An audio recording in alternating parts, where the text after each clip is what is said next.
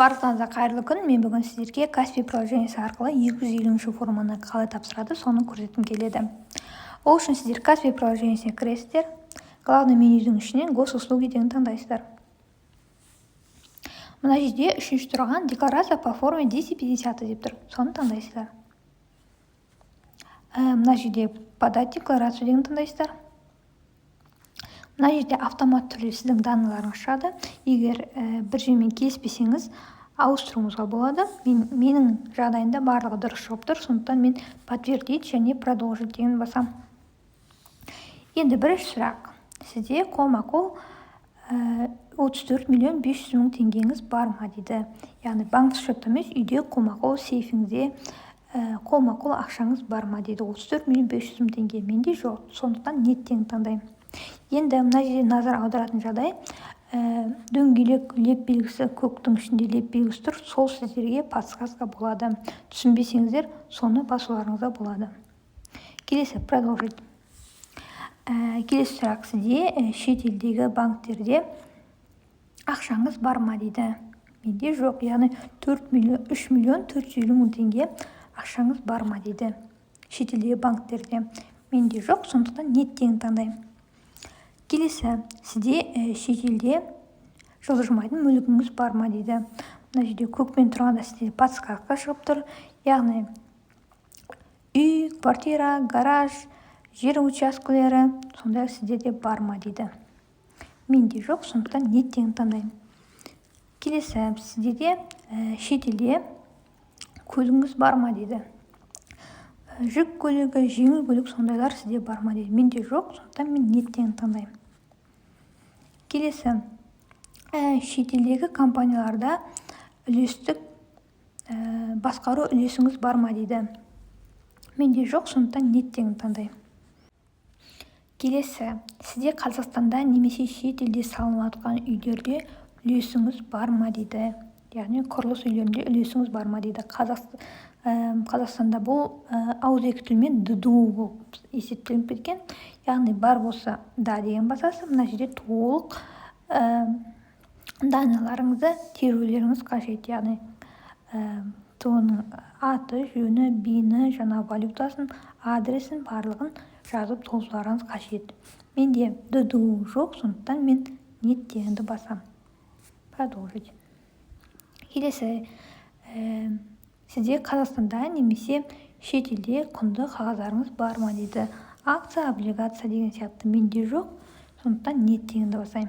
Бұл жерде Қазақстанда немесе шетелде.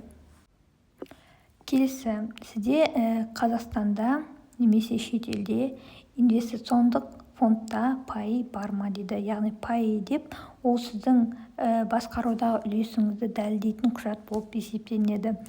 Сондай пай сізде бар болса бар дейсіздер, менде жоқ, сондықтан нет деген таңдаймын.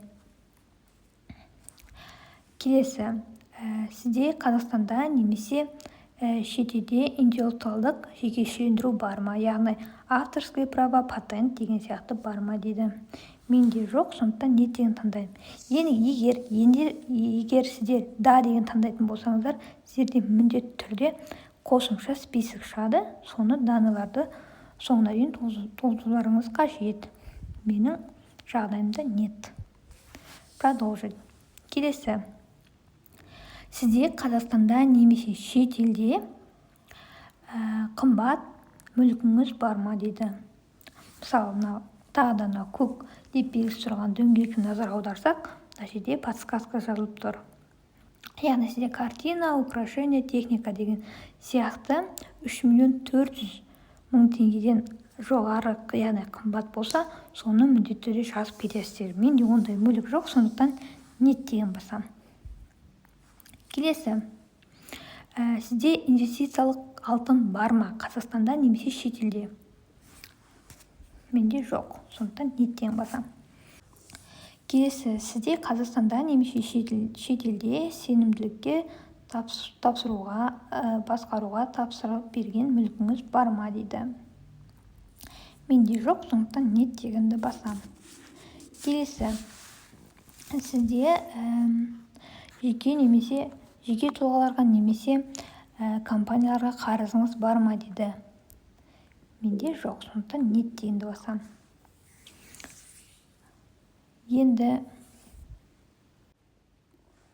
келесі, сізге қарыз жеке тұлғалар немесе заңды тұлғалар бар ма дейді, немесе компаниялар бар ма дейді. Бар болса я дейсіздер, жоқ болса нет дейсіздер.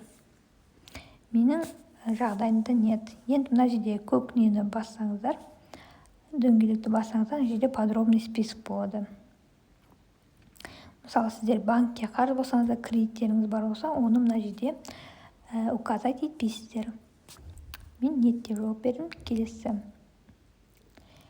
Енді сізге қарыз адамдар бар ма дейді. Сізге қарыз компаниялар немесе жеке тұлғалар бар ма дейді. Бар болса да дейсіздер, жоқ болса нет дейсіздер. Менің жағдайымда жоқ.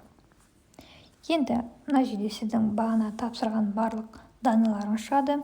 Егер бір жерде бірдеме ұмытып кеткен болсаңыздар, жай ғана добавить дегенді бассаңыздар, сізге қосымша окошко ашылады, соны толтырасыздар. Осылай тексеріп шығасыздар да, соңына дейін түсіріп, одан кейін подтвердить и подать декларацию деген басасыздар. Face ID-ден өтесіздер. Слишком, смотри, моргните.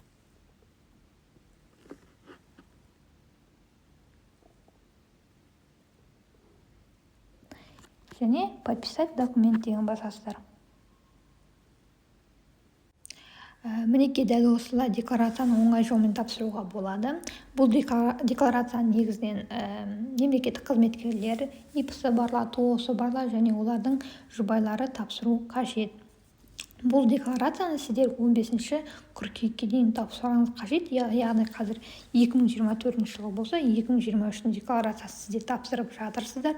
Оны 15-ші қыркүйекке дейін тапсыру қажет. Егер тапсырмаған жағдайда сіздерге бірінші предупреждение, яғни ескерту беріледі, счеттарыңыз ареске түседі. Ал екінші рет қайталасаңыздар, сіздерге штраф келуі әбден мүмкін. Сондықтан бұл декларацияны міндетті түрде тапсырыңыздар. Ал енді кейбіреулер айтады, менің атымда ИП бар ма, жоқ па, өзім білмеймін деп жатады. Яғни немесе ТО бар ма, жоқ па, оны білмеймін деп жатады. Оны білу үшін менің алдыңғы видеоларымды көріңіздер. Назарларыңызға рахмет.